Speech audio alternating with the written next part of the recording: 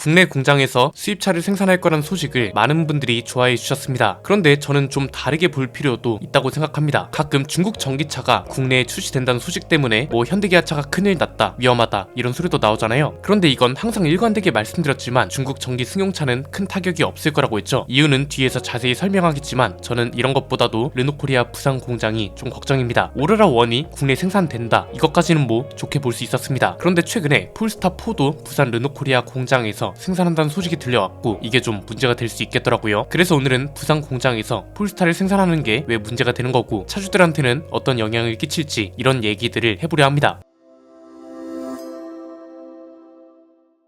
중국산 전기차의 국내 출시가 점점 많아진다고 하죠. 기존에는 테슬라 모델 Y가 주목을 많이 받았는데 이제는 뭐 2천만원대 중국 전기차가 공습할 거다, 테슬라에 이어 비아디가 한국 시장 공략을 본격화한다, 뭐 이런 얘기도 나옵니다. 그러면서 기사에는 뭐라고 하냐, 모델 Y가 단적으로 중국산 자동차에 대한 소비자의 심리적 장벽이 사라졌다는 점을 보여준다, 이렇게 해석을 하더라고요. 그런데 이건 반은 맞고 반은 틀린 말이라고 말씀드렸었죠. 이 말을 중국 브랜드 자동차에 대한 장벽이 사라졌다 이렇게 해석하면 안 된다고 했잖아요. 중국산 자동차와 중국 브랜드 자동차는 엄연히 다른 거니까요. 한국에서 생산한 국내산 쉐보레가 한국 브랜드는 아닌 것처럼 말이죠. 테슬라는 경우가 다르다고 했습니다. 사람들이 와 중국에서 테슬라를 생산했어, 그럼 무조건 사야지 이러면서 사는 게 아니라 테슬라인데 저렴하다고 그럼 사야지 이러면서 사는 거죠. 그래서 중국산 테슬라가 잘 팔리는 걸 가지고 중국 브랜드 자동차에 대한 소비자들의 심리적 장벽이 깨졌다고 보긴 어렵다는 거고요. 지금까지 많이 이야기했던 것처럼 어차피 국내에 비아디를 비롯한 중국 브랜드 전기차가 출시된다고 해서 잘 팔릴 일은 거의 없다고 봅니다. 이유는 간단합니다. 크게 세 가지인데요. 첫 번째는 현대기아차가 본질인 나라이기 때문에 그 장벽을 뚫기가 너무 어렵습니다. 두 번째는 하이브리드 차가 훨씬 잘 팔리는 시장이기 때문에 현대기아차라는 장벽을 허물기가 더 힘들고요. 약간 일본차 시장하고 비슷한 거죠. 세 번째는 충전 인프라 문제가 해결되지 않는 이상 아무리 저렴해도 전기차 수요가 확 늘어나기는 힘듭니다. 이 세 가지 이유가 유기적으로 엮여있기 때문에 아무리 중국 브랜드 전기차가 저렴하게 들어온다 해도 판매량이 많이 나오기는 힘들다는 거죠. 저는 이런 것보다도 중국 브랜드 전기차나 중국 브랜드 산하에 있는 자회사의 전기차를 한국에서 생산하는 게 좀 걱정됩니다. 실제로 지금 지리 자동차가 직간접적으로 한국 자동차 산업에 많이 침투하고 있죠. 당장 출시가 눈앞에 있는 르노 오로라 1은 지리 자동차랑 협업해서 만든 걸 부산 공장에서 생산하고요. 부산 공장에서 생산하는 걸로 결정된 폴스타 4도 지리그룹 산하에 있는 전기차입니다. 국내 생산차뿐만 아니라 볼보 EX30, 볼보 S90, 폴스타2, 로터스 엘레트라 이런 차들도 지리그룹의 중국 생산 차종이면서 한국에 판매되고 있는 차종이고요. 향후에는 지리그룹 전기 브랜드인 지커도 국내에 출시될 거란 소리가 있잖아요. 국내 생산이라고 좋아하는 분들도 있던데 저는 이게 마냥 좋아할 일은 아니라고 봅니다. 이유는 간단합니다. 자, 우리나라는 수입차 공장이 있었던 역사가 없습니다. 자동차 산업 선진국 이미 분명하고 현대차 그룹이 전세계 3위를 하고 있습니다. 그런 대한민국에 자동차 생산 기지가 하나 없다는 걸 사실 이상하게 여겨야 마땅한데 우리가 이런 현상에 너무 익숙해져 있어서 체감을 잘 못하는 거죠. 당장 영국만 봐도 어떤가요? 자동차 산업이 죽었다는 평가가 오래전부터 있던 나라입니다. 자국 브랜드였던 제규어 랜드로버도 인도 타다 그룹에 넘어갔고 MG, 오스틴, 모리스 이런 회사들은 역사 속으로 사라졌고 자동차뿐만 아니라 제조 산업 전체가 죽었다는 평가까지 나오던 나라입니다. 그런데 우리보다 자동차 공장은 많습니다. 토요타, 혼다, 닛산 이런 해외 브랜드 공장뿐만 아니라 자동차 엔진이나 부품을 생산하는 공장도 많단 말이죠. 그러니까 단기적으로는 부산 공장에서 생산하는 차종이 많아지면 좋을 수 있습니다. 단기적으로는 좋은 일이 분명합니다. 지역 경제가 확실히 부흥할 수 있거든요. 한국 GM이 군산 공장 폐쇄 때도 우리는 모든 걸 봤죠. 수개월에서 수년 동안 그 지역 경제가 거의 마비가 됩니다. 자동차 공장 하나 없으면 그 지역이 휘청입니다. 자동차 공장이 문을 닫으면 부품 협력 업체도 줄줄이 문을 닫고 몇만 명 단위로 직원이 사라지니 당연하죠. 반대로 말하면 그런 공장이 하나 있으면 그 지역이 엄청나게 부흥한다는 거죠. 그래서 단기적으로 보면 좋은데 문제는 그 다음이라는 겁니다. 생산하는 건 좋은데 이게 정치 외교적 문제까지 생각하면 살짝 위험할 수도 있겠다는 생각이 들더라고요. 이게 무슨 말이냐, 중국은 일단 미국과 유럽을 비롯한 선진국들의 견제 대상이죠. 경제적 이유와 정치적 이유가 모두 섞여 있고 미국과 유럽의 IRA도 이게 배경인 거잖아요. 이런 상황에 한국이 중국을 도와주는 걸로 비치면 이게 참 난감해진다는 거죠. 이게 왜 문제가 되냐, 어떤 나라든 정치인들은 일단 표가 중요합니다. 지금 당장 미국 대권 주자들만 봐도 어떤가요? 철저히 자국 중심 정책으로 이야기를 하고 있잖아요. 이런 대권 주자들이 갑자기 이렇게 나온다고 생각해 볼까요? 야, 한국 너네 감히 중국을 도와줘? 너네도 중국이랑 똑같이 IRA든 뭐든 규제해 버릴 거니까 그렇게 알아. FTA이고 뭐고 너네가 먼저 선 넘었으니까 대가를 치르라고 이렇게 나와버리는 거죠. 이런 이러면 양쪽이 난감해지는 겁니다. 미국 말 듣겠다고 이쪽으로 치우쳐버리면 당장 우리나라 경제를 중국이 흔들어 버릴 거고요. 그렇다고 중국차를 계속 생산해서 이걸 수출하도록 마냥 두면 미국이나 유럽이 가만히 있을 거란 거죠. 정치인들은 철저히 비즈니스라고 말씀드렸죠. 국정 운영 자체가 비즈니스고 기업을 비롯한 경제활동 인구들이 얼마나 돈을 벌고 얼마나 세금을 내고 이런 모든 걸 또 표를 주는 자국 중심 정책으로 풀어나가는 일을 하는 사람들이기 때문에 동맹 관계고 뭐고 이런 게 영향이 간다면 철저히 배제를 해버린다는 거죠. 그래서 뭐 이게 당장 부산 공장이 생산 기지화되는 게 문제라는 것보다, 그리고 중국 브랜드 자동차가 한국에 출시된다는 사실보다 장기적으로 보면 이런 게 더 중요해 보인다는 겁니다. 그래서 정치 외교적 역량이 중요하게 따라 붙는다는 거죠. 우리는 미국을 등질 수 없고요. 그렇다고 중국도 등질 수도 없습니다. 수출로 먹고 사는 나라이기 때문에 이런 정치 문제를 떠나서 어쩔 수 없는 영역입니다. 즉 한쪽으로 너무 붙어버리면 안 된다는 건데, 이렇게 되면 일단 미국이 생산 기지화 해둔 한국 시장에 중국도 발을 들이게 되는 거란 말이죠. 그래서 이런 걸 볼 때마다 참 안타깝습니다. 한국도 미국이나 영국 이런 나라들처럼 글로벌 자동차 회사들이 공장을 많이 둔 나라라면 이게 크게 문제가 안 되고 미국과 같은 곳에서 이걸 정쟁어로 삼을 리스크도 크지 않습니다. 그런데 참 아이러니하게도 우리나라는 이런 일이 굉장히 특별하게 여겨지잖아요. 그래서 문제란 겁니다. 자동차 산업 규모가 커지는 만큼 해외 브랜드가 생산 기지로 삼는 사례도 늘어났으면 이게 특별하게 여겨지진 않았을 거고 리스크가 되지도 않았을 겁니다. 이건 지금 세 가지 방식으로 중국이 침투를 하고 있다는 소리거든요. 가장 흔하게 얘기하는 게 저렴한 전기차로 한국 시장에 진출한다는 거죠. 사실 이것도 틀린 말은 아닙니다. 중국 전기차가 약간 몰려온다는 표현이 자주 쓰이는데 그럴 만한 이유가 있습니다. 미국이랑 유럽이 관세 장벽을 높이면 어떤 일이 발생한다고 했나요? 미국, 유럽 영향을 안 받고 있는 다른 국가들의 전기차를 팔려고 할 거라고 했었죠. 그중 하나가 이제 한국인 겁니다. 중국 내부적으로 봐도 전기차 수출이 늘어나고 있고요. 비아디뿐만 아니라 지리차의 지커를 비롯한 다른 자동차 회사들도 국내 진출을 예정하고 있다고 합니다. 가격대도 다양해서 문제인 거죠. 저렴한 차뿐만 아니라 5천만 원 이상 차들도 예정되어 있다고 하는데, 즉 간접적으로 계속 한국 시장을 두들기고 있다는 게 문제인 겁니다. 이 역시 한국에 전기차를 출시한다는 게 문제가 아니라 한국 시장을 자꾸 어떠한 수단으로 쓰려고 한다는 게 문제인 거죠. 우리는 장벽이라 불릴 게 전혀 없습니다. 앞에서 말씀드린 것처럼 그 어떠한 곳으로 치중될 수도 없기 때문에 치밀한 방식이 요구되는 거고, 그래서 보조금 비판 영상에서 그렇게 열변을 토했던 겁니다. 장벽을 세우지 못한다면 병력을 키우는 것밖에는 방법이 없습니다. 그런데 정작 그 병력도 키우질 못했습니다. 해외 파견 병력만 잘 키웠죠. 현대기아차의 전기차가 해외 시장에서 그렇게 좋은 평가를 받아도 정작 한국은 하이브리드 차가 강세지 전기차는 여전히 강세가 아닙니다. 구매 보조금이 무슨 역할을 했는지 아직 모르겠다는 거죠. 정말 이상적으로 보조금이 제 역할을 했다면 우리 자동차 기업들이 전기차 평균 가격뿐만 아니라 국내에 진출하는 해외 브랜드 전기차들도 평균 가격이 확 낮아졌을 겁니다. 동시에 아예 저가형 전기차 쪽 있죠. 경차나 그 아래급 전기차들을 만드는 순수 국내 기술을 가진 국내 중소기업들도 같이 성장을 해서 충전 인프라도 함께 재정비하고 성장해서 전기차 시장 자체가 커졌을 거란 거죠. 그래서 구매 보조금이 중요하다고 했던 거였는데 지금은 뭐 구매 보조금은 그런 역할을 기대할 수 없다는 걸 테슬라 모델 Y가 증명해 버렸고, 충전 인프라 보조금도 여전히 제자리 걸음이니 안타까울 따름이란 거죠. 그냥 한 가지 바라는 건 자동차 산업 자체가 다시 부흥했으면 하는 겁니다. 그래야 소비자들도 재밌지 않겠어요? 아무래도 국내에서 생산하게 되면 해외 브랜드 차라도 비교적 저렴하게 살 수 있단 말이죠. 동시에 지역 경제 활성화도 자연스럽게 따라오는 거라서 부디 중국뿐 아니라 다른 국가 브랜드 자동차들도 국내 생산이 늘어났으면 하는 바람을 전합니다. 오늘 내용은 여기까지입니다. 내용이 유익하셨다면 구독과 좋아요, 알림 설정 부탁드립니다. 지금까지 저는 안피디였습니다. 감사합니다.